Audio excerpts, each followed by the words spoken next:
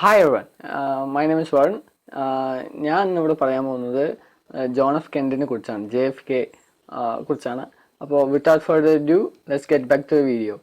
Now John F Kennedy എന്ന് പറയുന്നത് അമേരിക്കയുടെ 35ാമത്തെ പ്രസിഡൻ്റാണ്.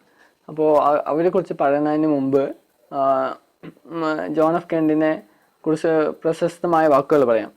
അതായത് പ്രശസ്തമായ കുറച്ച് വാക്കുകളാണ്. ആദ്യത്തെ വാക്ക് എന്ന് പറയുന്നത് ഫസ്റ്റ് പ്രസിഡന്റ് ആയപ്പോൾ ഉള്ള സ്പീച്ചാണ്. അതായത് ask not what the country have done for you, ask what you can do to your country. അതായത് ask not what the country can do for you, ask what you can do for your country. അതായത് country, അതായത് രാജ്യം നിങ്ങൾക്ക് എന്ത് ചെയ്യാമെന്ന് നിങ്ങൾ ആലോചിക്കരുത്, അത് ചോദിക്കരുത്. നിങ്ങൾ രാജ്യത്തിന് വേണ്ടി എന്ത് ചെയ്യാം എന്നാണ് നിങ്ങൾ ചോദിക്കേണ്ടത് എന്നാണ് ആദ്യ സ്പീച്ച്. അത് കഴിഞ്ഞാൽ ഉള്ള രണ്ട് വാക്യങ്ങളാണ് പറയാൻ പോകുന്നത്. അപ്പോൾ അത് മൂൺ സ്പീച്ച്, മൂണിലേക്ക് അമേരിക്ക മൂണിലേക്ക് പോകുന്നു എന്ന് ഡിക്ലെയർ ചെയ്ത സ്പീച്ചാണ് മൂൺ സ്പീച്ച് എന്ന് പറയുന്നത്. ജോൺ എഫ് കെൻഡിയുടെ മൂൺ സ്പീച്ച് വളരെ ഫേമസ് ആണ്. അപ്പോൾ അതിലുള്ള കുറച്ച് കാര്യങ്ങളാണ് ഞാൻ പറയാൻ പോകുന്നത്. അതായത് this country is not built by persons who rested and wasted and choose to look beyond them.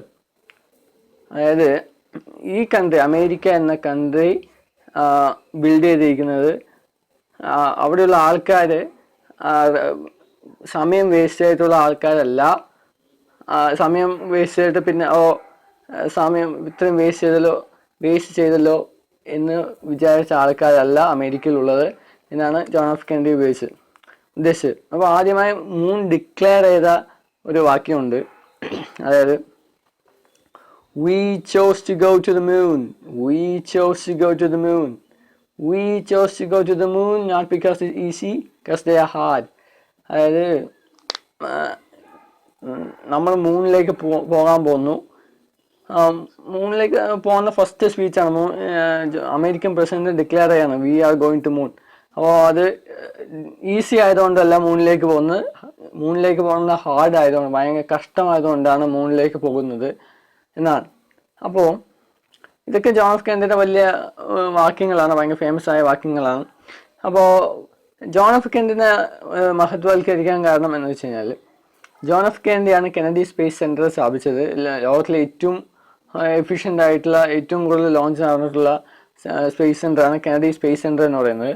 അപ്പോൾ അവിടുന്ന് ജോൺ എഫ് കെൻഡിൻ്റെ ഭാഗമായിട്ടാണ് നാസ മിഷൻ തുടങ്ങിയത്. അതേപോലെ തന്നെ പല സ്പേസ് പ്രോഗ്രാംസും തുടങ്ങിയത്. ഇന്ന് നാസ ലോകത്തിലെ ഏറ്റവും വലിയ സ്പേസ് ഓർഗനൈസേഷനാണ്. അപ്പോൾ സ്പേസിലുള്ള എക്സ്പ്ലോറേഷനൊക്കെ തുടക്കം കുറിച്ചത് തന്നെ ജോൺ എഫ് കെൻഡിയാണ്. സോവിയറ്റ് യൂണിയനാണ് ആദ്യം തുടക്കം കുറിച്ചതെങ്കിലും അത് സോവിയറ്റ് യൂണിയൻ തകർച്ച കഴിഞ്ഞപ്പോൾ അത് അത്ര വലിയ പ്രാബല്യത്തിൽ വന്നില്ല. പിന്നെന്ന് വെച്ച് കഴിഞ്ഞാൽ പിന്നുള്ളൊരു കാര്യം എന്താണ് മെയിനായിട്ട് വെച്ച് കഴിഞ്ഞാൽ, ജോൺ എഫ് കെൻഡി എന്ന് പറയുന്നത് ചെറുപ്പകാലം തുടങ്ങി വരാം. ചെറുപ്പകാലം തൊട്ട് ജോൺ എഫ് കെൻഡിക്ക് ഈ രോഗങ്ങൾ ഇടയ്ക്കിടയ്ക്ക് വരുമായിരുന്നു. അതേപോലെ തന്നെ രോഗങ്ങൾ ഇടയ്ക്കിടയ്ക്ക് വരുന്നതുകൊണ്ട് മരണം തൊട്ടടുത്ത് വന്ന് നിന്നിട്ട് പോണ സ്ഥിതിയൊക്കെ ഉണ്ടായിട്ടുണ്ട്. ജോൺ എഫ് കെൻഡി ജനിച്ചത് ഒരു കോടീശ്വരൻ്റെ മകനായിട്ടാണ്. ബാക്കി കുറേ ആൾക്കാരൊക്കെ ഉണ്ടായിരുന്നു, ബാക്കി കുറേ ബ്രദേഴ്സ് ഉണ്ടായിരുന്നെങ്കിലും ജോൺ എഫ് കെൻഡി കോടീശ്വരൻ തന്നെയായിരുന്നു. അങ്ങനെ ഇരിക്കെയാണ് വേൾഡ് വാർ 2 വന്നത്. വേൾഡ് വാർ 2 വന്നപ്പോൾ ജോൺ എഫ് കെൻഡി ആർമിയിലോട്ട് പോയി. പക്ഷെ ആർമിയിൽ ഫിസിക്കൽ ടെസ്റ്റ് കിട്ടിയില്ല. അതുകൊണ്ട് നേവിയിലോട്ട് പോയി ഇടയ്ക്ക് വെച്ച് ലോസ്റ്റ് ആയപ്പോൾ ആരും തിരയാൻ വേണ്ടി ഉണ്ടായിരുന്നില്ല. കാരണം സെക്കൻഡ് വേൾഡ് വാറിൽ അമേരിക്ക ഇൻവോൾവ് ആയതോടെ ആരും ഇങ്ങനെ സംസാരിക്കാൻ വേണ്ടി ഉണ്ടായിരുന്നില്ല. ജോൺ എഫ് കെൻഡിനെ തേടാൻ വേണ്ടി ഉണ്ടായിരുന്നില്ല. പക്ഷേ അവർ ജോൺ എഫ് കെൻഡി പിന്നെയും തിരിച്ചു വന്നു. അപ്പോൾ ആ ഒരു കാര്യത്തിന് വേണ്ടി അവാർഡ് കിട്ടിയിട്ടുണ്ട് ജോൺ എഫ് കെൻഡിക്ക്. ഏറ്റവും വലിയ ബഹുമതിയാണ് കിട്ടിയിട്ടുള്ളത്. ആ കാലത്ത് ഏറ്റവും വലിയ ബഹുമതിയാണ് കിട്ടിയിട്ടുള്ളത്. പിന്നെ ഒരു 20-21 വയസ്സാകുമ്പോൾ ജോൺ എഫ് കെൻഡി ഒരു ബുക്ക് എഴുതി, വൈ ഡു ഇംഗ്ലണ്ട് റസ്റ്റഡ് എന്നൊരു ബുക്ക്. അത് ബെസ്റ്റ് സെല്ലറായി, വല്ലാത്ത ഫേമസ് ആയി. കാരണം എന്തുകൊണ്ടാണ് ഇംഗ്ലണ്ട് കുറച്ച് ബാക്ക് ഡൗൺ ആയത് അപ്പോൾ ജർമ്മനി മുന്നേറിക്കൊണ്ടിരിക്കുകയും ഇംഗ്ലണ്ട് തളർന്നുകൊണ്ടിരിക്കുകയായിരുന്നു. അപ്പോൾ വേൾഡ് വാർ ടൂവിൻ്റെ ആ സമയത്താണ് ബുക്ക് ഇറങ്ങിയത്. ആ ബുക്ക് വല്ലാത്ത ഹിറ്റ് ആവുകയും ചെയ്തു. അപ്പോൾ പിന്നെ എന്ന് വെച്ച് കഴിഞ്ഞാൽ ജോൺ എഫ് കെനഡിയുടെ മെയിൻ കോൺട്രിബ്യൂഷൻ എന്ന് വെച്ച് കഴിഞ്ഞാൽ എന്ന് വെച്ച് കഴിഞ്ഞാൽ ക്യൂബൻ മിസൈൽ ക്രൈസിസ്. അതായത് ഈ ഫിഡൽ കാസ്ട്രോ ക്യൂബ ഭരിച്ചിരിക്കുമ്പോൾ ഓപ്പറേഷൻ ബേ പിഗ് പറഞ്ഞിട്ടൊരു ഓപ്പറേഷൻ നടത്തി. അതായത് ഫിഡൽ കാസ്ട്രോനെ സ്ഥാനഭ്രഷ്ടനാക്കാൻ. അതായത് ഫിഡൽ കാസ്ട്രോ അപ്പോൾ ബ്രൂട്ടൽ ഡിക്റ്റേറ്റർ ആയിരുന്നു ഫിഡൽ കാസ്ട്രോ. അപ്പോൾ ഫിഡൽ കാസ്ട്രോ കമ്മ്യൂണിസം എന്ന് വെച്ച് കഴിഞ്ഞാൽ അമേരിക്ക എതിരായിരുന്നു. അപ്പോൾ അമേരിക്കൻ അടുത്ത തന്നെ ഒരു കമ്മ്യൂണിസ്റ്റ് കൺട്രി എന്ന് വെച്ച് കഴിഞ്ഞാൽ അമേരിക്കയ്ക്ക് ഒരു അനുവദിക്കാൻ പറ്റാത്ത കാര്യമായിരുന്നു. അതുകൊണ്ട് തന്നെ ഓപ്പറേഷൻ ബേ പിഗ് എന്ന് പറഞ്ഞ ഓപ്പറേഷൻ കൊണ്ട് ഫിഡൽ കാസ്ട്രോനെ തോൽപ്പിക്കാമെന്ന് വിചാരിച്ചു. പക്ഷെ അത് പ്രതീക്ഷിതമായി നടന്നില്ല. അത് സത്യം പറഞ്ഞാൽ പരാജയപ്പെടാനുണ്ടായത്. അപ്പോൾ ക്യൂബ സോവിയറ്റ് യൂണിയൻ്റെ സഹായം നേടുകയും സോവിയറ്റ് യൂണിയൻ ക്യൂബയിൽ ന്യൂക്ലിയർ മിസൈൽ സ്ഥാപിക്കുകയും ചെയ്തു. അപ്പോൾ ക്യൂബയ്ക്ക് ഒരു പ്രൊട്ടക്ഷൻ എന്ന് പറഞ്ഞിട്ട്. പക്ഷെ അത് അമേരിക്കയ്ക്ക് ശരിയായി പറ്റില്ല. കാരണം അമേരിക്കൻ്റെ പല പ്ലെയിനും അന്ന് സ്പൈ സാറ്റലൈറ്റ് ഉണ്ടായിരുന്നില്ലെങ്കിലും പല സ്പൈ പ്ലെയിനും ഉണ്ടായിരുന്നു. ആ പ്ലെയിനൊക്കെ അത് ആ സ്പോട്ട് ഡിറ്റക്ട് ചെയ്തു. അവിടെ ന്യൂക്ലിയർ മിസൈൽ ഉണ്ട് എന്ന് പറഞ്ഞു. അപ്പോൾ അമേരിക്ക റിറ്റാലിയേഷനായിട്ട് തുർക്കി എന്ന രാജ്യമാണ്, തുർക്കിയിൽ ജുപ്പിറ്റർ മിസൈൽസും വെച്ചു. അപ്പോൾ ശരിക്കും പറഞ്ഞാൽ അന്ന് വലിയ റേഞ്ച് ഉണ്ടായിരുന്നില്ല ന്യൂക്ലിയർ മിസൈൽസിന്. അപ്പോൾ ജസ്റ്റ് റേഞ്ച് ഉണ്ടായിരുന്നു. അപ്പോൾ കറക്റ്റായി അമേരിക്കയിൽ പതിക്കും. അമേരിക്കയിൽ എല്ലാ സ്ഥലത്തും പതിക്കാനുള്ള ചാൻസ് ഉണ്ട് ക്യൂബയിൽ മിസൈൽ ഉണ്ടെങ്കിൽ എന്ന് പറഞ്ഞിട്ട്. അപ്പോൾ അത് വലിയൊരു ക്രൈസിസ് ആയിരുന്നു. ക്യൂബൻ മിസൈൽ ക്രൈസിസ് എന്നാണ് അതിന് പേര്. അപ്പോൾ ഈ ക്രൈസിസ് എന്ന് വെച്ച് കഴിഞ്ഞാൽ സത്യം പറഞ്ഞാൽ എങ്ങനെയെങ്കിലും അവിടെ വിട്ടു കഴിഞ്ഞാൽ ചെറിയൊരു മിസ്റ്റേക്ക് പറ്റിക്കഴിഞ്ഞാൽ അത് യുദ്ധമായി മാറും. ന്യൂക്ലിയർ വാറാണ് പിന്നെ നടക്കാൻ പോകുന്നത്. അപ്പോൾ അമേരിക്ക കുറേ രാജ്യങ്ങളുമായി സഖ്യം ചേർന്നു. റഷ്യയും പിന്നെ കുറേ രാജ്യങ്ങളുമായി സഖ്യം ചേർന്നു. അപ്പോൾ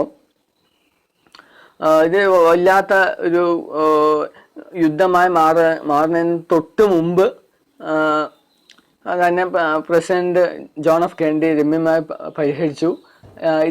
ഇത് ഭയങ്കര സ്ട്രെസ്ഫുൾ ആയിരുന്നു. കാരണം എല്ലാ ചുമതലയും ഈ ക്രൈസിസുമായി സംബന്ധിച്ച എല്ലാ ചുമതലയും ജോൺ എഫ് കെനഡി സ്വന്തം നിലയിൽ ഏറ്റെടുക്കുകയായിരുന്നു. ജോൺ എഫ് കെനഡിക്ക് അത്ര ആരോഗ്യമൊന്നുമുള്ള ആളല്ല. അപ്പം തന്നെ ഈ ബാക്ക് ബോണിൽ ഓപ്പറേഷൻ കഴിഞ്ഞിരിക്കുന്ന ആളായിരുന്നു. അപ്പോൾ അത്രയ്ക്ക് ആരോഗ്യപരമായ ഉള്ള ആളല്ല. പക്ഷെ ജോൺ എഫ് കെനഡിയുടെ സ്പീച്ചൊക്കെ ഭയങ്കര സൂപ്പറാണ്. അതൊക്കെ ജോൺ എഫ് കെനഡിയുടെ മുൻ സ്പീച്ച് എന്നൊക്കെ ടൈപ്പ് ചെയ്ത് നോക്കിയാൽ മനസ്സിലാവും. അപ്പോൾ ജോൺ എഫ് കെനഡി എന്ന് പറയുന്നത് ഇത് രമ്യമായി പരിഹരിച്ചതോടെ ജോൺ എഫ് കെനഡിക്ക് വലിയ പേര് വന്നെങ്കിലും ജോൺ എഫ് കെനഡിനെ എതിർക്കുന്ന കുറേ ആൾക്കാരുണ്ടായിരുന്നു. അതിലൊരാളായിരുന്നു ലീ ഹാർവി ഓസ്വാൾഡ്. അപ്പോൾ അയാളാണ് ജോൺ എഫ് കെനഡിനെ വെടിവെച്ച് വന്നത്. അപ്പോൾ അയാൾ ബേസിക്കലി കമ്മ്യൂണിസ്റ്റ് ആയിരുന്നു. അപ്പോൾ അങ്ങനെ പല കാര്യങ്ങളുണ്ട്. അപ്പോൾ ജോൺ എഫ് കെനഡി എന്ന് വെച്ച് കഴിഞ്ഞാൽ അമേരിക്കൻ സ്പേസ് മിഷൻ്റെ ഗോഡ് ഫാദർ ആയിരുന്നു. ഇന്ന് കാണുന്ന എല്ലാ അമേരിക്കൻ സ്പേസ് ഇതിൻ്റെയും ഉള്ളിൽ വെച്ച് കഴിഞ്ഞാൽ ജോൺ എഫ് കെനഡിയുടെ കൈയുണ്ട്. കാരണം ജോൺ എഫ് കെനഡിയാണ് എല്ലാം തുടങ്ങി വെച്ചത്. അപ്പോൾ ജോൺ എഫ് കെനഡി എന്ന് പറയുന്നത് അമേരിക്കൻ സ്പേസ് മിഷൻ്റെ ഗോഡ് ഫാദറാണ്. അപ്പോൾ ഈ ക്യൂബൻ മിസൈൽ ക്രൈസിസിന് സമയത്ത് അയാൾക്ക് ഫിസിക്കൽ ആയിട്ടുള്ള ചാലഞ്ച് മാത്രമല്ല മെൻ്റൽ ആയിട്ടുള്ള ഒരു ചാലഞ്ചും ഉണ്ടായിരുന്നു. കാരണം വൈഫിന് മിസ്കാരേജ് ആയി, അബോർഷനായി. അതേപോലെ തന്നെ വേറൊരു കുട്ടി ഉണ്ടായിരുന്നു, അത് മാസം തികയാതെ പ്രസവിച്ചു, അവരും മരിച്ചു. എന്നാലും ജോൺ എഫ് കെനഡിക്ക് 2 ഹെൽത്തിയായ കുട്ടികളുണ്ടായിരുന്നു. അതിലൊരു കുട്ടിയായിരുന്നു ജാക്ക് ജൂനിയർ. അപ്പോൾ കുട്ടികൾ ഉണ്ടായിരുന്നില്ലെങ്കിലും എന്താ പറയുക, ജോൺ എഫ് കെനഡിക്ക് മാനസികമായ ഒരു കുട്ടി ഇല്ലാതാവുക എന്ന് വെച്ച് കഴിഞ്ഞാൽ മാനസികമായി ഡൗൺ ആയ സമയമായിരുന്നു. പക്ഷേ എന്നിട്ടും ജോൺ എഫ് കെനഡി കൃത്യമായി തൻ്റെ കടമ നിർവഹിച്ചു. ക്യൂബൻ മിസൈൽ ക്രൈസിസ് വളരെ ലളിതമായി ജോൺ എഫ് കെനഡി സോൾവ് ചെയ്തു. ജോൺ എഫ് കെനഡിയുടെ വലിയൊരു അച്ചീവ്മെൻ്റ് തന്നെയാണ്. പിന്നെ ജോൺ എഫ് കെന്നഡിനെ കുറിച്ച് പറയാനുള്ളത്, ജോൺ എഫ് കെന്നഡി എന്ന് പറയുന്ന ഹാർവർഡ് യൂണിവേഴ്സിറ്റിയിലെ ബിരുദധാരിയായിരുന്നു.